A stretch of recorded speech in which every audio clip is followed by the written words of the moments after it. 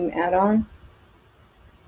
And here we have some virtual backgrounds. You can do some pretty nifty things with screen sharing, which I am going to go to screen share, add screen share, and kind of show you what this looks like. So here I have my Lula app going, and Chrome is connected. All right, so you can see my screen share here.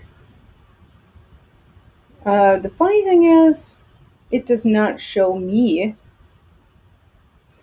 exactly what's being shared. Here's my TikTok background. Just not really, it's not really working. I just like to break things and see how they don't work. I think that's really helpful, actually.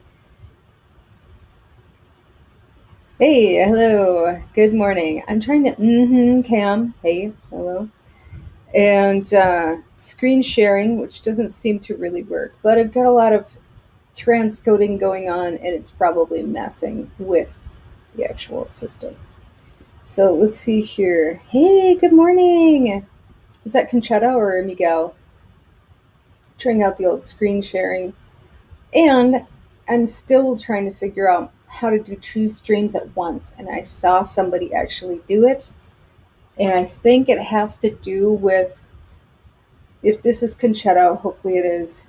I think it has to do with this OBS add-on, which is not coming to mind right now. It's an OBS streaming product that's kind of like an add-on.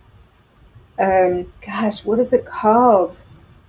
I'm not really sure. Hey, Miguel, good morning.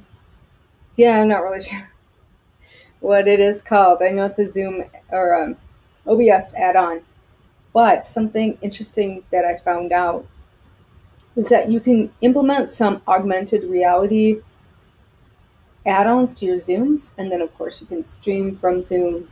And so I've got a layered approach going on right now. I'm using Lula.tv, which is blasting out to my YouTube channel, Instagram, TikTok, Twitch, Twitter, and Facebook, which is a little bit, eggs out because I'm just pretty much practicing right now. So it did actually crash. And this is stream number 2. Good to see you, Miguel. I hope New York was fun. So getting these streams going and keeping them interesting, keeping them visually engaging might be the name of the game. Like, I can employ a background. This did crash out my stream before. And I know here's half. Here's the middle. So this did crash out my screen or my stream, so I'm gonna stop doing that. And then we have, hey, hello, hey, and welcome. So the only screen sharing or virtual background that's used that is actually working within is their bubbles filter. Hey, good morning, Don. Hey, how are you? Good to see you.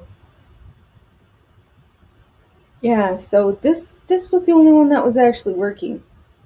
And then it moves around quite a bit. So I'm going to X out of this and just go to, I have a green screen. Oh, maybe that's it. Oh, hi. All right, well, now it's working. I just had this green screen setting hooked up here. So, yeah, pop art. And then it's showing my background ghosts. Yeah. So this augmented reality add-on for Zoom, they have a free version, which is actually pretty robust. It's a pretty good app. And you can bring people into your presentations. So you can have simultaneous presentations at once, which, I mean, I guess simultaneous does mean at once. It's got a number of different backgrounds that you can use. and I could have a second person and we would definitely be having the same background. Um, and we could be co-presenting with the same thing, which is pretty cool. Hey, Princess, good morning. Princess, was there a coffee chat this morning? I was looking out for y'all on Clubhouse. I was hoping that the I was just hoping that there would be a coffee chat this morning. So that's what it looks like. And then I can cancel out of this. You can actually do a screen share behind you, which I think is pretty cool. So you can see my Lula screen. Let me just get rid of myself, and then you can see what my setup looks like. And I'll just shrink myself out. Bye! So let me increase the size of this so that you can take a look at my setup here. And I'll just get this in the middle. I think this is working. Yeah, I was looking for coffee chat too. So this is what it looks like. You are looking at my Lula background. And then on top of that, I've got the augmented reality app for Zoom. But of course it's mirror image, so that's cool. Gotta change that in the settings. But you get the general idea. Just put a mirror in front of your screen and you'll get the point. And then here we have a background. So this, and then I'm back. Hi. Oh, hi. Hi. So that's what it looks like. There's a lot that you can actually get going with these virtual reality apps, and it's something to check out. Well, all right. Well, I guess that's all I have for today. Just kind of surfing around on the old computer here, seeing what's what, and practicing a little bit. I was on a pretty good YouTube stream yesterday that was talking about, it's actually the Doc Rock live stream on YouTube. And they were talking about keeping it simple and how you can really get things going for yourself. And that's pretty cool. I do like to have something to look at though. And here's my real background. Here's my real life.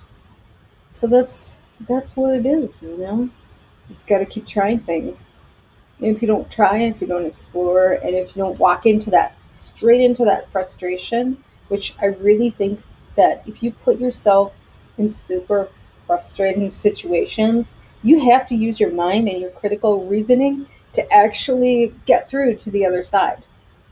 And if you don't challenge yourself to actually think critically, it's just going to be either you put yourself in a feedback loop, or you don't allow yourself to make mistakes. And if you're coding, if you're doing IT, if you're doing networking, if you're doing problem solving, you've got to go headlong into that self-forgiveness process where you're just okay with making mistakes. You'll make a mistake, you'll make a mistake, you'll make a mistake. And Apple, in their very first version of how to troubleshoot, in their training manual, it goes all the way back to the 80s, a philosophy called the split half search. So it's baked in. You're supposed to make mistakes. Please try not to break anything permanently, or at least, unless you can get a part that is a backup. So yeah, you challenge yourself all the time when you do your editing. That's from Princess AG. And yeah, you're someone who really takes risks with doing complicated things. I'm sure you encounter a lot of frustration in the process. And then the end result is always so cool. I often see your videos and think like, how did you do that? And it fills me with a sense of wonder, and I just love kind of asking myself and looking at other people's work, like how did they do that? It's sort of reverse engineering. But this concept, split half search, it's like a discovery process. In the computer manual, it talks about determining whether a problem is hardware or software, and most of our problems are boiled down to software. But even in the software process, there there are a finite number of things that can go wrong. So just know in life, there are only so many things that can go wrong. Not everything can go wrong at once. So challenge yourself to think critically and kind of walk away from the masses or the group think. Just challenge yourself to see things in a different way. All right, well, I'm going to get on a Zoom right now and get my spiritual condition conditioned. And